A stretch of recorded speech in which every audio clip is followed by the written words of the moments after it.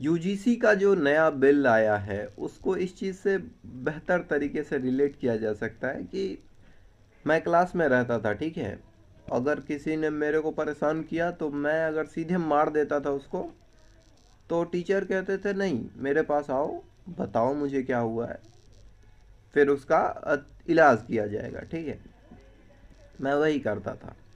कुछ जैसे मेरे साथ गड़बड़ होता था, मैं जाता था टीचर से कहता था भाई साहब ऐसे ऐसे किया है, तो टीचर उसको बोल देता था, मतलब टीचर उसको झाड़ता था, कभी कभी मार देता था। तो टीचर तो बाद में चला जाता था ये सोच के कि case is sort out, but case sort out नहीं होता था जब मैं अकेले में पकड़ाता था, जब वो बच्चा मेरे को अकेले में धरता था। भाई साहब, एक तो उसका अपना गुस्सा, एक तो उसको टीचर ने मारा उसका गुस्सा, दोनों मिल के तोड़ता था हमको। यूजीसी का फोकस क्या कहता है कि डिस्क्रिमिनेशन को ख़त्म करना है, ठीक है।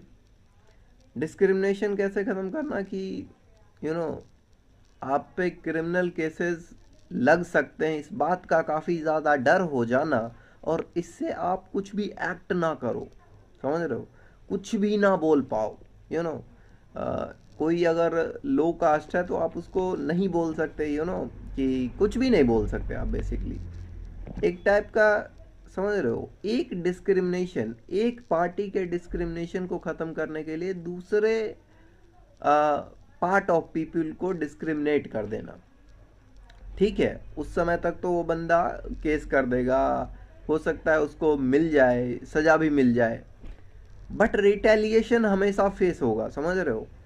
एक बंदा अगर किसी को सप्रेस कर रहा है, तो वो जो सप्रेस हो रहा है वो रिटेलिएशन हमेशा देगा, समझ रहे हो। रिटेलिएशन इन द सेंस कि वो वार करेगा पलट के, समझ रहे हो।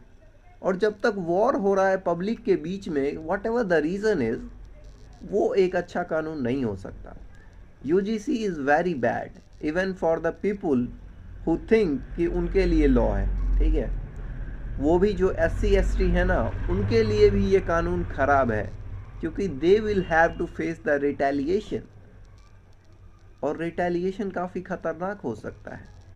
और ये बात लिख लेना कि इस कानून को आ गया, मतलब ये कानून अगर आ गया तो डिस्क्रिमिनेशन और बढ़ेगा ना कि कम होगा, गारंटी।